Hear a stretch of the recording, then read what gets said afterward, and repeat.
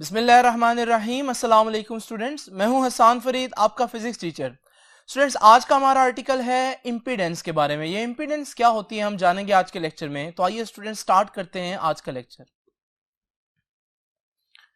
Students, आज का हमारा आर्टिकल एक छोटा सा आर्टिकल है जिसमें हम लोगों ने एक शॉर्ट क्वेश्चन डिस्कस करना है और इंपीडेंस से रिलेटेड हम लोगों ने 4 चीजें डिस्कस करनी है जो मैंने आप लोगों के सामने लिखी हैं। इंपीडेंस क्या होती है यानी उसकी डेफिनेशन, इंपीडेंस का सिंबल, फार्मूला और इंपीडेंस का यूनिट क्या होता है। इन चारों चीजों को हम डिस्कस करेंगे। लेकिन अभी मैं आप लोगों से पूछता हूं स्टूडेंट्स कि चैप्टर नंबर 13 में हम लोगों ने ऑल्टरनेटिंग करंट नहीं पढ़ा था। वहां पर हम लोगों ने डायरेक्ट करंट पढ़ा था और हम लोग डायरेक्ट करंट का सोर्स यानी डीसी सोर्स यानी कि कोई बैटरी या सेल यूज करते थे। जब मैं इस बैटरी के साथ एक क्लोज सर्किट करता हूं तो आप लोग जानते हैं कि इसमें करंट फ्लो करना शुरू कर देता है। मैं इस करंट को कंट्रोल करने के लिए करंट को अपोज करता हूं। करंट की मुखालफत करने वाली कौन सी चीज आपके जहन में आती है? तो चैप्टर नंबर 13 के हिसाब से आपके जहन में एक ही चीज आती है और वो है रेजिस्टर। तो जब मैं रेजिस्टर लगाता हूं तो आप देखते हैं मैं करंट को अपोज करता हूं, करंट कम हो जाता है। चैप्टर नंबर 13 तक करंट को अपोज करने वाली चीज जो आपके माइंड में थी वो सिर्फ एक थी और वो रेजिस्टर था। लेकिन स्टूडेंट, ये चैप्टर नंबर 16 जो है इसमें हम लोग डायरेक्ट करंट नहीं बल्कि ऑल्टरनेटिंग करंट पढ़ रहे हैं। और ऑल्टरनेटिंग करंट में याद रखिएगा, जो करंट है उसको अपोज करने वाली, उसकी मुखालफत करने वाली सिर्फ एक चीज नहीं है बल्कि एक से ज्यादा चीजें हैं। अब वो कौन सी चीजें, आइए स्टूडेंट जरा देखते हैं। सबसे पहले तो मैं आपको याद करवाता चलूं, मैंने आपको बताया था एक आर्टिकल छोटा सा आपको मैंने पढ़ाया था जिसका नाम था बेसिक सर्किट एलिमेंट्स। सर्किट के अंदर सबसे सिंपल कौन सी चीजें हैं, कौन से एलिमेंट्स हैं, तो वो हम लोगों ने डिस्कस किया था। वो 3 है students. Number 1 resistor, number 2 capacitor, number 3 inductor. Resistor जिसको हम सर्किट के अंदर कुछ ये सिंबल देते हैं, ये वाला सिंबल जहां भी आ जाए इसका मतलब ये रेजिस्टर की बात कर रहे हैं। इस तरह से कैपेसिटर को हम कुछ ऐसा सिंबल देते हैं और इंडक्टर को कुछ ऐसा सिंबल देते हैं। तो ये तो तीनों का सिंबल हो गया। अच्छा, इन तीनों की आपके माइंड में क्या तारीफ है, क्या इंट्रोडक्शन है? तो आप लोग जानते हैं जब भी मैं कहीं रेजिस्टर बनाता हूं तो आप फौरन समझ जाते हैं ये वो चीज है जो करंट को क्या करती है, अपोज करती है।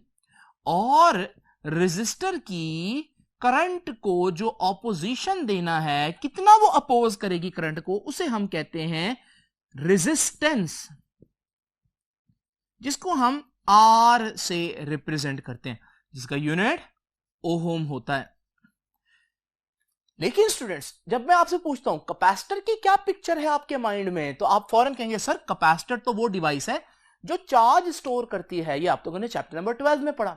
लेकिन स्टूडेंट्स, ये कैपेसिटर चार्ज स्टोर करने के साथ साथ ऑपोजिशन भी दे सकती है करंट को। तो ये बड़ी इंपॉर्टेंट बात है। पहले हम समझते थे कि डायरेक्ट करंट जब हम यूज करते हैं, जैसे चैप्टर नंबर 13 में किया, तो वहां करंट को अपोज करने वाला सिर्फ एक एलिमेंट है और वो है रेजिस्टर। लेकिन हम लोगों ने देखा कि एसी सर्किट्स में करंट को अपोज करने वाला रेजिस्टर के साथ साथ और एलिमेंट्स भी हैं, जैसे कि मैंने बताया कैपेसिटर भी करंट को अपोज करती है। ऑल्दो उसका ये काम नहीं है, उसका असल काम है चार्ज स्टोर करना, लेकिन ये फिर भी करंट को कुछ ना कुछ अपोज करती है। तो अगर मैं बात करूं कैपेसिटर की जो करंट के लिए ऑपोजिशन है, क्या मैं उसको रेजिस्टेंस कहूं? नहीं, क्योंकि रेजिस्टेंस खास तौर पर रेजिस्टर की ऑपोजिशन को कहते हैं। कैपेसिटर की जो ऑपोजिशन है उसे हम कहते हैं कैपेसिटिव रिएक्टेंस। इसका सिंबल है XC। तो याद रखिएगा, वो कैपेसिटर जो है जिसका असल काम है चार्ज स्टोर करना, वो ऑल्टरनेटिंग करंट को अपोज करने की सलाहियत भी रखता है। और वो कितना अपोज करेगा उसे हम कहेंगे उसकी कैपेसिटिव रिएक्टेंस है। तो ये भी ऑपोजिशन, और हर ऑपोजिशन को हम ओहम्स में मेजर करते हैं। तो इसको भी हम यूनिट कौन सा देंगे? ओहम का, जैसे रेजिस्टेंस को करते हैं। नाउ स्टूडेंट्स, इंडक्टर के केस में आपसे अगर पूछा जाए इंडक्टर का असल काम क्या है, इंडक्टर का असल काम है ईएमएफ इंड्यूस करना। लेकिन क्या सिर्फ ये यही करता है? नहीं, अगर ऑल्टरनेटिंग करंट हो यानी एसी सर्किट हो तो इंडक्टर भी करंट को अपोज कर सकता है, just like capacitor and resistor. Inductor कितना अपोज करेगा स्टूडेंट्स? इसे हम कहेंगे इंडक्टिव रिएक्टेंस। तो इंडक्टर भी करंट को अपोज करने की, रोकने की सलाहियत तो रखता है, लेकिन इसकी जो ऑपोजिशन है उसे हम बोलते हैं इंडक्टिव रिएक्टेंस।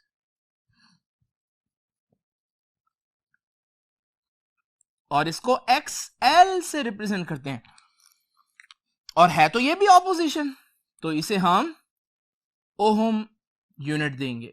तो स्टूडेंट्स, अभी तक की बहस में हम लोगों ने क्या सीखा कि चैप्टर नंबर 13 में डायरेक्ट करंट जो डीसी सर्किट्स थे उसमें हम लोग समझते थे कि करंट को अपोज करने वाला सिर्फ और सिर्फ एक चीज है, और वो कौन सी है?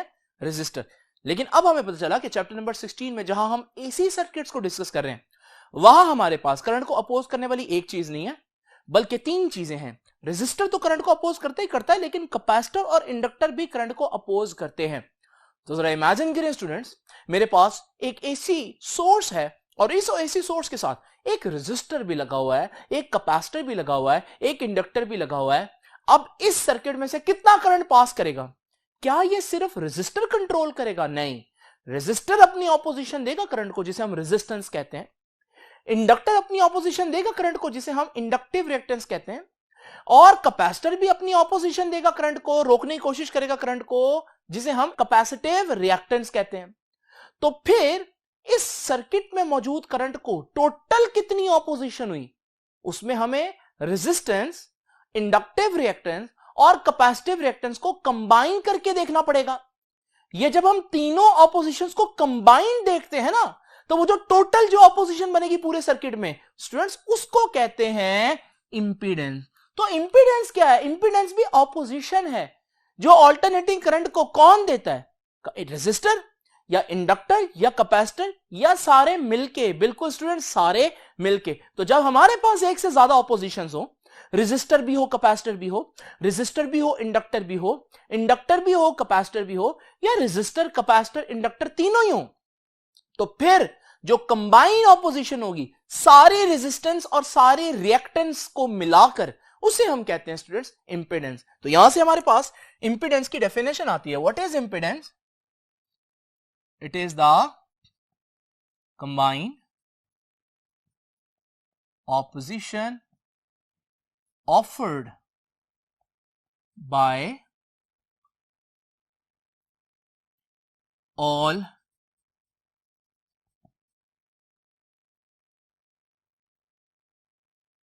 resistances and reactances। reactances मतलब इंडक्टिव रिएक्टेंस और कैपेसिटिव रिएक्टेंस, इनको इकट्ठा लिख दिया मैंने, रिएक्टेंसेस। तो रेजिस्टेंस और रिएक्टेंस मिलाकर जो ऑपोजिशन देंगी किसको? To alternating current is called impedance. इसे हम कहते हैं स्टूडेंट्स इंपीडेंस। अब आप सोचेंगे इंपीडेंस का सिंबल क्या होगा? इंपीडेंस का सिंबल है स्टूडेंट्स Z। तो Z जो है वो इंपीडेंस को रिप्रेजेंट कर रहा है, और इसका फॉर्मूला क्या होगा स्टूडेंट्स? Z बराबर होता है V RMS over I RMS। यानी कि जैसे आपने ओहम्स लॉ नहीं पढ़ा, V is equal to IR, तो फिर R is equal to V over I। आप इसको कहें R is equal to V over I, या आप इसको कहें R का मतलब तो है करंट को जो ऑपोजिशन मिली, और ऑपोजिशन जो रेजिस्टेंस ने दी है वो कितनी है, कैसे निकलेगी? ऊपर आना है वोल्टेज, नीचे आना है करंट। तो इसका मतलब जब भी आप वोल्टेज को करंट से डिवाइड करें तो आपके पास ऑपोजिशन आ जाती है। तो जब भी आप वोल्टेज को करंट से डिवाइड करेंगे तो ऑपोजिशन आ जाएगी। लेकिन वहां पर चैप्टर 13 में वो ऑपोजिशन सारी की सारी कौन होती थी? रेजिस्टेंस। लेकिन अब हम लोगों ने देखा कि ऑपोजिशन जो है वो और एलिमेंट्स भी हैं जो दे सकते हैं। तो अब भी ऑपोजिशन कैसे निकालेंगे, यानी इंपीडेंस सबकी कंबाइन ऑपोजिशन कैसे निकालेंगे? अभी भी वही तरीका है, वोल्टेज और करंट को डिवाइड कर दें, तो वोल्टेज और करंट को डिवाइड कर दिया। लेकिन आपको पता है एसी सर्किट्स में हम कौन सी वैल्यूज लेते हैं वोल्टेज और करंट की? RMS values. तो मैंने ये डिवाइड कर दिया वीआरएमएस और आईआरएमएस को। तो एक्चुअली आप देखें गौर से तो आपको इसके अंदर ओहम्स लॉ ही नजर आएगा। स्टूडेंट्स बाकी रहेगी बात यूनिट की। देखिए ऊपर वोल्टेज आ रहा है, वोल्टेज का यूनिट होता है वोल्ट्स। नीचे करंट आ रहा है, करंट का यूनिट होता है एम्पेयर। और वोल्ट्स ओवर एम्पेयर आप सब जानते हैं क्या होता है? ओहम होता है। तो स्टूडेंट्स इसका यूनिट भी ओहम हुआ, क्योंकि है क्या ये भी तो ऑपोजिशन है ना, और जो भी ऑपोजिशन हो उसे हम ओहम्स में ही मेजर करते हैं। स्टूडेंट्स ये छोटा सा आर्टिकल था, मैं इसके साथ आपको 16.3 एग्जांपल भी करवा देता हूं ताकि जो थोड़ा बहुत कंसेप्ट मजीद है वो भी क्लियर हो जाए। तो स्टूडेंट्स ये एग्जांपल 16.3 की स्टेटमेंट देखते हैं। कहते हैं व्हेन 10 वोल्ट्स आर अप्लाइड। लो जी, वोल्टेज कितना है? 10 वोल्ट्स। लेकिन मैंने आप लोगों को बताया हुआ इस चैप्टर में कि जब हम एसी सर्किट डिस्कस करते हैं तो अगर वो बताए बगैर कोई वोल्ट्स दे दे, वो आपको ना बताए ये कौन सी वैल्यू है, इंस्टेंटेनियस वैल्यू है, पीक वैल्यू है, पीक टू पीक वैल्यू है, तो फिर अगर वो ना बताए तो आप क्या समझेंगे? आप कहेंगे ये फिर ऑब्वियस है कि ये आरएमएस वैल्यू होगी। तो ये जो इसने 10 वोल्ट बताए हैं ना, ये कौन सी वैल्यू है वोल्टेज की? ये आरएमएस वैल्यू है वोल्टेज की। जब भी वो मेंशन नहीं करेगा न्यूमेरिकल के अंदर तो उस वोल्टेज को और उस करंट की आप आरएमएस वैल्यू ही अज्यूम करेंगे। फिर वो कहता है हमने ये वोल्टेज अप्लाई की एक एसी सर्किट में, current flowing in it is 100 milli ampere. लो जी, करंट कितना है? 100 मिली एम्पेयर। अच्छा, 100 मिली का आपको मालूम है 10 की पावर -3 लिख देता हूं, तो ये आ गया 100 मिली एम्पेयर। लेकिन स्टूडेंट्स यहां भी उसने मेंशन नहीं किया ये कौन सा करंट है, तो फिर मैं इसको कौन सा करंट सपोज करूं? यस, मैं इसको आरएमएस वैल्यू सपोज करूं। कहता है फाइंड इट्स इंपीडेंस।